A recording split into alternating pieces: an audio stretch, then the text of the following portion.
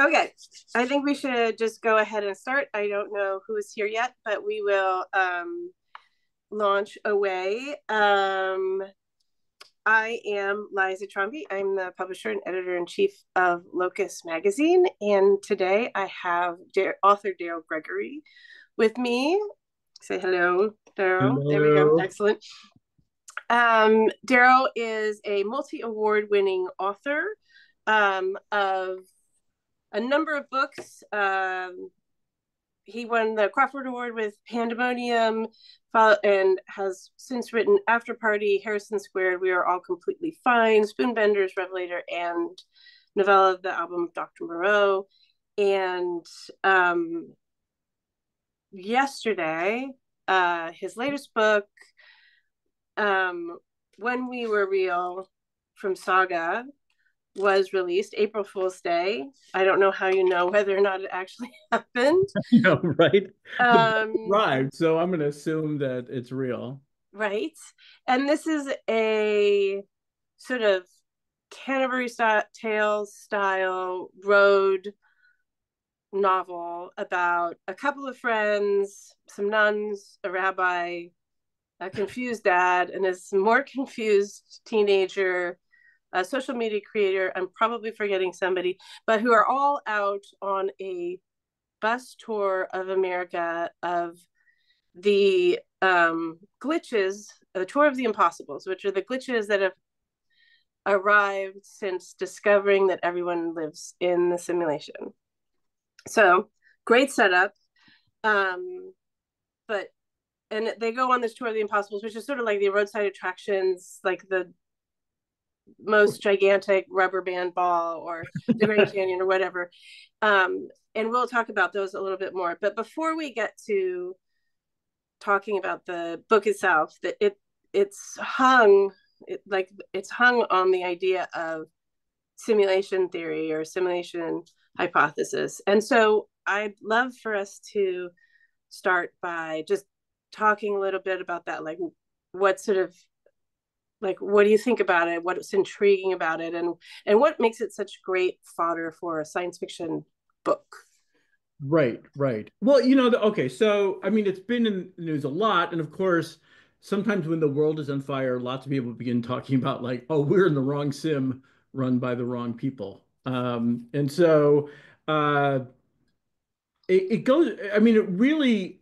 Um, it's been the idea of living in a simulation has been part of science fiction, forever. I mean, Philip K. Dick did a lot with this. There's a great novel called Time Out of Joint, where a guy's living in basically a constructed kind of world.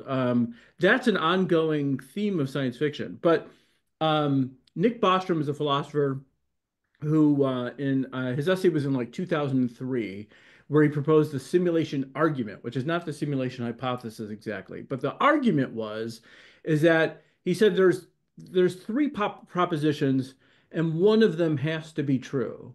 I mean, either the first proposition is either we go extinct before we ever make transhumanism possible, before we can ever install consciousness on a running on another platform besides wet brains. Um, Two, um, or it could be true that we get to transhumanism, but we never make large scale simulations. We just find it either illegal, unethical, or not interesting enough to ever make simulations where you simulate a bunch of consciousness in a fake world. Or the third part of the trilemma is that Yay, trilemma. we get to use the word trilemma. Uh, it's 30% better than a dilemma. Uh, or it could be that then all that leaves is that yes, large scale simulations are running. And the weird twist on that is that, well, if there are large numbers of simulations running, then the odds that we are organic ourselves and part of the originator population and not one of these simulated people, the odds are low that we're the originators. Because once you have large scale simulations, you have many worlds full of billions and billions of people. Um, the chances that we're not one of those billions of simulated people get smaller and smaller. And so that leads people to talk about, well, they start assigning odds to what are the odds that we're living in a simulation, and then it gets mixed together with this idea that we're already in a simulation, so therefore we're one of the simulated. Um, I mean, It's Nick kind of Bostrom, interesting because it's a numbers game then, right? Like if it could exist, then not only does it exist, but we are actually simulated. Because if it could exist, the number of simulations is so much greater than the number of original organics that the numbers are the odds are we're simulated. yeah, and it's very compelling. Now, there's lots of critiques of it too. Right. Well, first of all, I'll go back to it. Nick Bostrom, he keeps getting pressure to say, "What do you think the odds are?" And sometimes he's put it around 20% that we're in a simulation. Some people assign it like it's 50-50. But really, we don't know. Like, depending on the week, I'm not sure we're going to make it to the first step, which is we can keep going and not go extinct as humanity. Right. So we've got to get We have that's to a make it through major this hurdle. decade first. Yeah. I mean, we never get to the singularity if we just keep killing each other. And there's a weird sort of science fictional philosophical idea in there, which is if you can imagine it, then it's real, right? Like there's a little bit of if you can imagine that this is a thing that could happen, then we're definitely in it. Like that is a leap. That is a leap.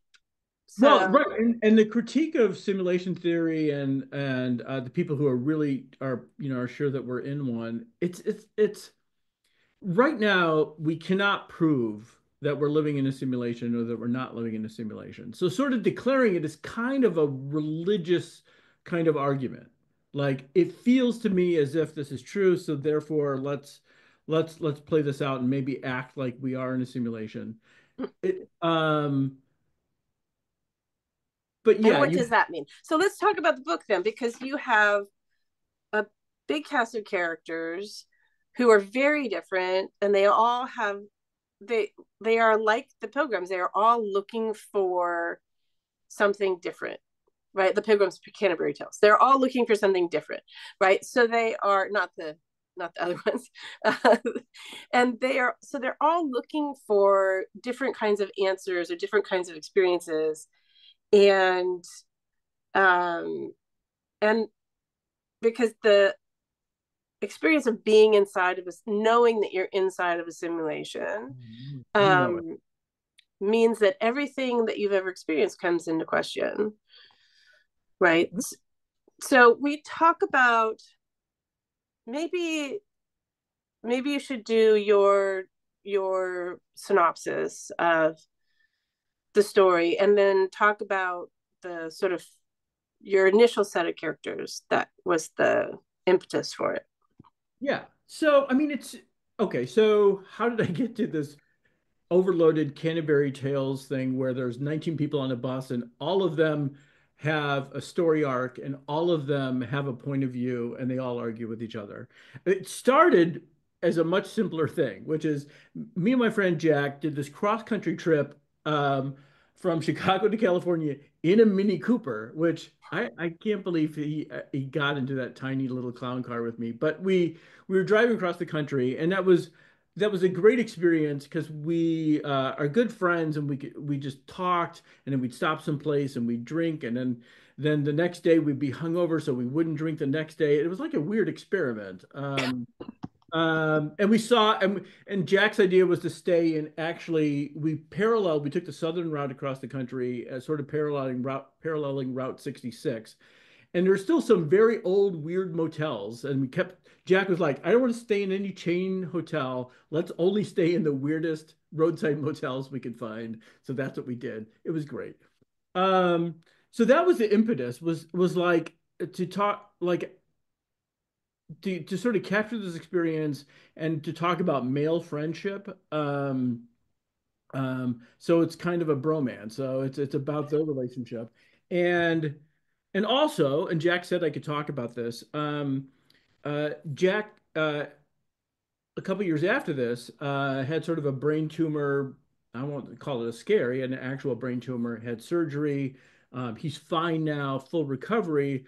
But it triggers lots of thoughts of mortality. So I was mixing those two things together in my head, and it was like basically two guys on the road dealing with reality. And then I was like, well, okay, so how does that change if they're in a simulation? But then I began thinking of all the different responses you could have to a simulation, and I needed to give somebody to give voice to them. Somebody needs to have these opinions if I'm going to have these arguments. So you need characters. And the first thought was like, well, they could just keep running into wacky people along the way, and everybody has a different argument. It'd be a picaresque kind of novel where things happen. But then I thought, well, why don't we put them all on the bus together? And it'll be like Canterbury Tales in that they come from all walks of life. And I mean, this is Chaucer's great innovation, right? That he was the first person to put the high and the low in the same story. You've got the Knight's Tale, you got the Wife of Bath, you've got all these combinations of dirty stories, honorable stories. So there's everything in them. There's great jokes. So I thought, oh, okay, so that's the template. So we're going to put all these people in, or they're going to start arguing about their points of view. And so the points of view that I wanted to that I was interested in is one, like, how do you know when the simulation started if they don't tell you? Are you reliving? Are you? Some people are groundhoggers where they believe that we're just doing the same day over and over again. We just get rebooted with a store of memories. Um, some people believe that like there's an influencer and she's pregnant and she's 20 years old and her feeling is well, what if we're being watched, and how do you make yourself interesting enough that you won't be deleted or her child won't be deleted? And this is based off, there's an economist named Robin Hanson who has some very extreme beliefs. He's a professor at George Mason University. And but one of the things he talked about once was, well, if you find out you're in a simulation, your job is to be as interesting and dramatic as possible. So they find you so interesting that they won't delete you, and everybody else will be an NPC, but you'll be one of the starring people, so they'll keep you around. I call this the asshole theory of simulation. It takes a lot of jazz hands. That's all I'm I saying. mean, I mean, it's like everyone's going to be, a real housewife Right. and arguing and fighting. It just sounds like a terrible way to go through life. But she's committed to that point of view and she's arguing for that point of view. There's another guy who believes it's a hoax, that despite all the evidence of the glitches, the fact that basically a EULA agreement pops up once a week and says, you are living in a simulation, just fair warning. Um, all of that is some elaborate hoax. And then there's the religious folks, and they have their own set of arguments, and we can talk about that too. Right. So the religious aspect is kind of interesting. You have two nuns and a rabbi, I think, who are traveling together, and one of And one them, of the characters says, "Oh God, I just want to be with them when they walk into a bar." right, Two nuns and a rabbi walk in. right. All you need is a lawyer right behind them. So, but they they have sort of the same goal as everybody else, which is to sort of reconcile what they have always believed with what they now know, because everybody knows who's paying attention that you're in a simulation, and they're on a tour to go look at the glitches, right, of the simulation. And so but it's interesting because there's sort of hardcore religious characters, like one of them, I don't know if it's a spoiler to talk about it, but one of them kind of comes on early comes early to the point of view of like, what's the difference? Like, if there's somebody who is in control of everything, then does it matter if they're a programmer or right code Right? monkey or dude with long white beard? Well, right. Well, I mean, that's the question, right? So, like, if you're a religious person and before they found that they were living in a simulation, they have these beliefs in God. So then they're wondering, well, wait a minute. If God is still out there, why did he cede control, like sort of sublet us out to the sim? Are we like God's grandchildren, not his children, his grandchildren? Because and then there's like, well, wait a minute. Is it maybe there isn't a God and maybe it's reasonable to think of the simulators as a God? This is very like kind of a Gnostic kind of system where there's a overarching loving God, but there may be a cruel, capricious God actually running Earth. Um, if I was Philip K. Dick, I would write about 2,000 pages about that. That would just. So they're trying to figure out, does this change our relationship? Does this change our relationship to God? And how do you come to terms with that? And there's the older nun is in a questioning uh, mode. Her novice, that's supposed to be helping her write a book about this, is more hardcore. Like, look, you cannot fall off the faith train. Like, your soul is in peril. And then my rabbi, Zev, he's a guy who can see three, four sides of every argument. And Right. so he looks like he's swayed by everybody. And his story arc in the novel is that at some point he has to take a leap of faith and do something. And he has to do it without enough evidence to go forward. And that's his moment where he sort of comes into his own. Right. So, how much were you thinking about the sort of free will argument while you were writing this book? All right, so Liza Because knows. it's like it's all wrapped up in it. Because it's like not only like now you have like everybody's having the same moment, right? It's not just the philosophers, it's not just the religious thinkers, it's not like everybody has to think about why they are doing what they're doing. Like did they just hit go and there's some randomizing factor in there and everything just we're like just a big pachinko machine and stuff happens, or is there any control or any responsibility? So how much were you in that mental space while you were writing? Because Oh, well, uh, you know me well enough that the free will stuff always, I'm always arguing with people about free will and the fact that it's a delusion. One time I got into a weird kind of email fight with a very Catholic science fiction writer who I adore, but we had to go back and forth for many emails before we finally just said, I don't think either one of us is going to convince each other. So that stuff has always bothered me. But yeah, I mean, it raises the issue. One, one reason it's set 7 years after we found out is I wanted to get past the freak out period where people are just like, oh my God, nothing means anything. There is no meaning to life.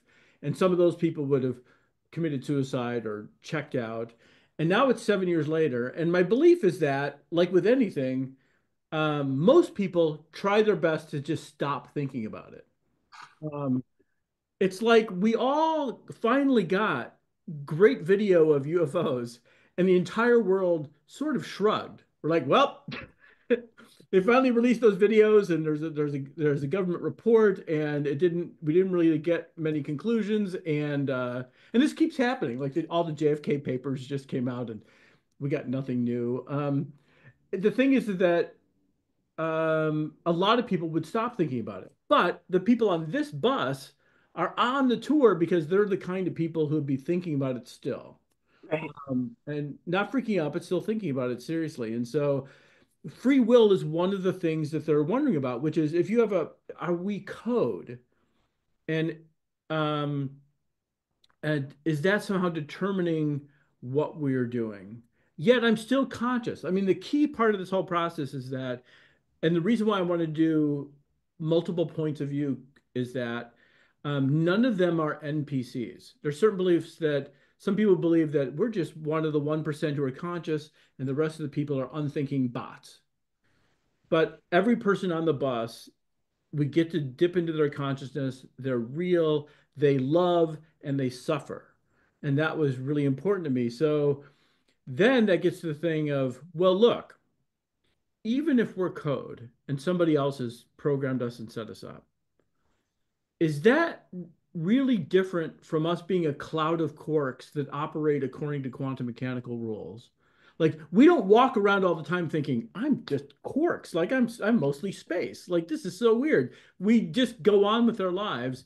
And the key part of being real, I think, goes back to this this is lesson straight out of the Velveteen Rabbit, right? Which is to love makes you real. And so if you are suffering or if you're feeling love, those feelings are real no matter if you're made out of zeros and ones or a cloud of quarks.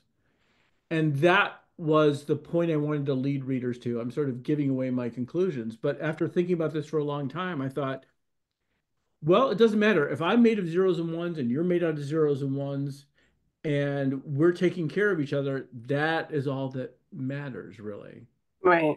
on a Well, day to. and definitely in the story, all of the characters, as unlikely a grouping as they may be, really start to care about each other, and they become a sort of their own cohort traveling across the United States. So it's a the characters are all sort of deeply felt, I think, in reading, and their relationships become more and more real. And I think that that comes across really well. Well, my friend Jack said when I was pitching him this novel, I'm like, I'm thinking about doing this simulation novel. He goes like, how are you going to get readers to care about simulated people? And I'm like, how do writers get people to think about characters in a book? I mean, you're holding the book, you know that you're not real, but you could still cry when they die. Right. So, like, that's the whole job. Is like I had to get you to care about these people and make them real by showing them with each other. That's the only way this book really works. Is like if you start to really think they're real, and the plot is sort of built in a certain way that I wanted to make sure that when all the shit hits the fan at the end of the book, that every person on the bus has a role to play to save other people on the bus. Like, Right. well, if there's a moral to the story, it's like we're all on the bus. Your bus job Right. is to take care of other people on the bus. That's your only job. So um I think that I'm gonna ask you one more question and then we're gonna probably wrap up. Okay. um so because we're get this has been excellent. I have maybe two more questions. So there's a thing that you do where your characters might be in a situation that, and I've seen that you do this in other stories. You did it in Raising Stony Mayhaw, which is the one I forgot to list when I was listing books, and you did it in After Party, and but although that was a little bit different, but that you have characters who are in situations that maybe don't feel super science fictional, but the way that they are experiencing their reality is science fictional, in that when wild chaotic stuff, unreal stuff happens, they say what just happened and they try to figure it out.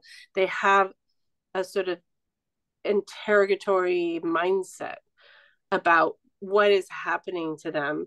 And I know that like sometimes you write books and they have very little sort of big science fiction flags, but the feeling of the book is still science fictional. You talk a little bit, because like this is one of those. These are characters who have been placed or find themselves in a reality that has become unrecognizable in some ways, and they are trying to figure it out. Right. Yeah. I mean, I told an editor once that like my whole goal was sort of psychological realism in the face of surrealism. Is that you would have people who would, if we were in an absurd situation, and Raising Stony Mayhall is about the world's most polite zombie who's trying to figure out why am I dead yet still conscious, and keeps doing experiments on himself to try to figure out like how is that possible? What are the rules of the world? Which is a very science fictional thing. I like the idea of taking something absurd and like making the zombie sort of do experiments on himself and others. Um, I don't know. I think what I'm attracted to and why I keep setting things 7 years after the fact of some big event is I like characters who would be like me in that they they may not be able to get answers, but they're asking the questions because I think I'd be asking, and I think And also, we'd also be aware that it was absurd and would be able to joke about it. Like the idea, I've never written a book where it's completely, where every single character is completely serious. I can't imagine it.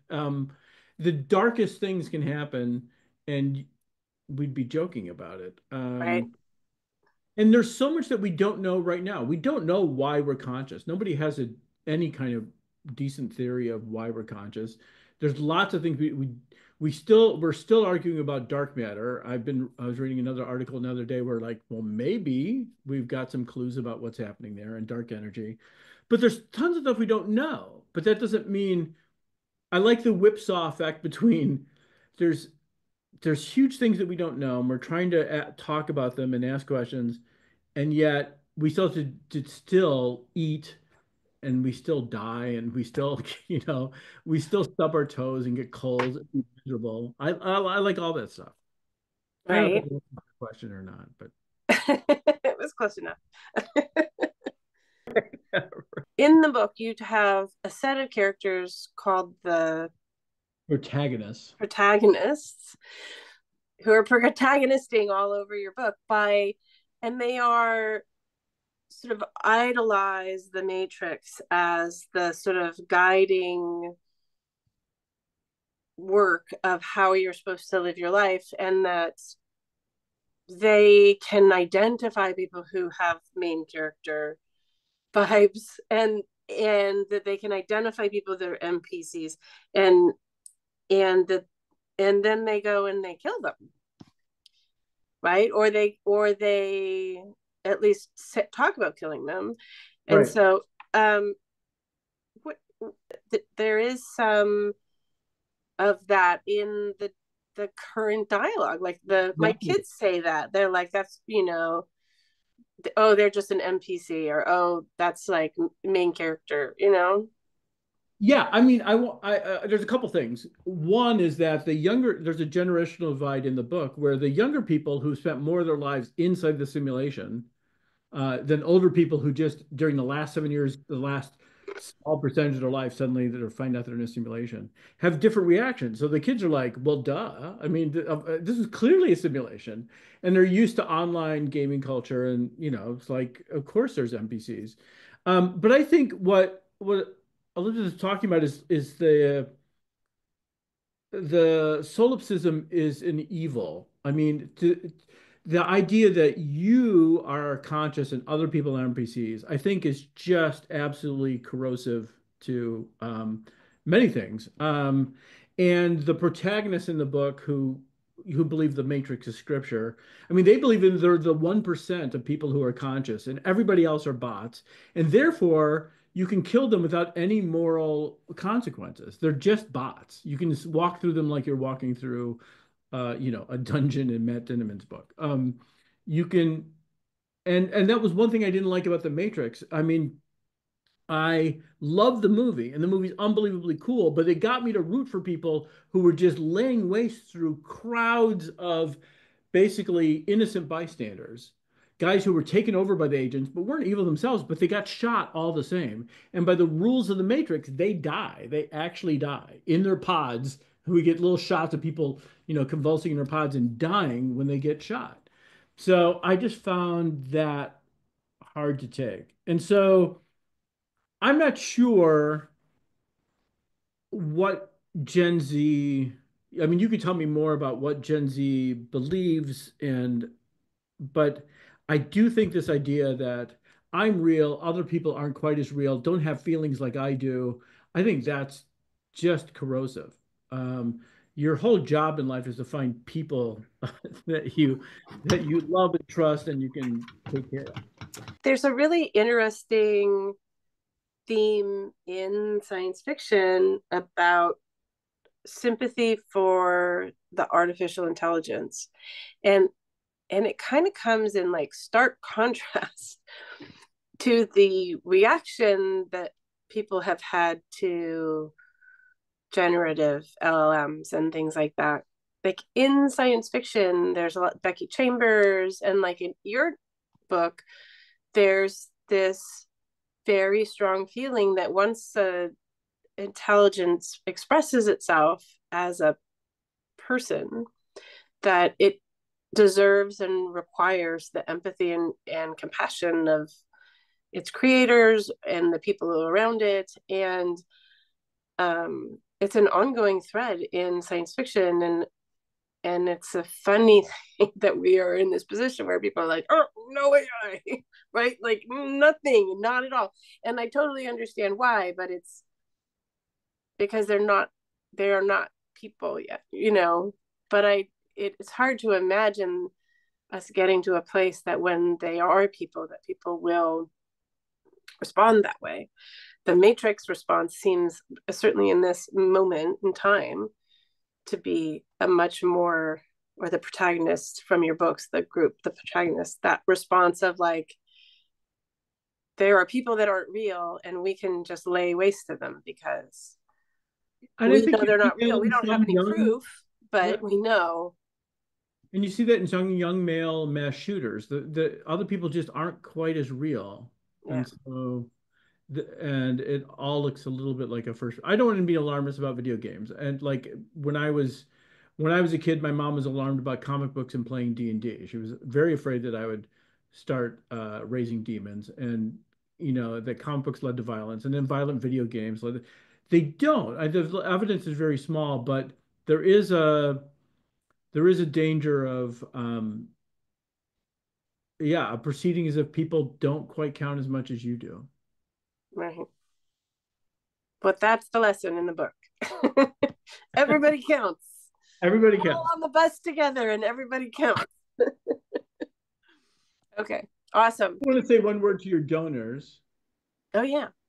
No, thank you all for supporting Locus. Locus was hugely important to me when I first started writing. It was my first, I didn't know any science fiction writers.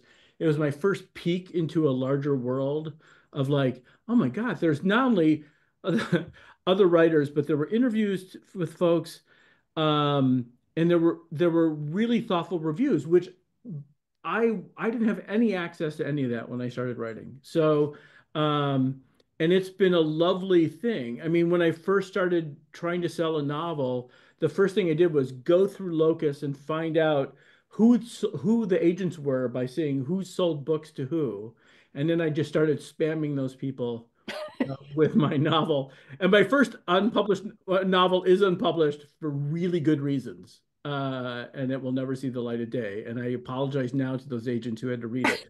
Um, but yeah, so thanks for supporting Locus. It's hugely important to the field and to new writers, especially to new readers who are trying to figure out where is the good stuff in this sea of online tidbit kind of things. It seems to be still like a huge thing for the field that I teach every year at this workshop called Viable Paradise, and every year we tell them subscribe to Locus, find out what's going on in the field, and stay involved. So. Well, I think that was great. That was a half hour. Woohoo! Woohoo!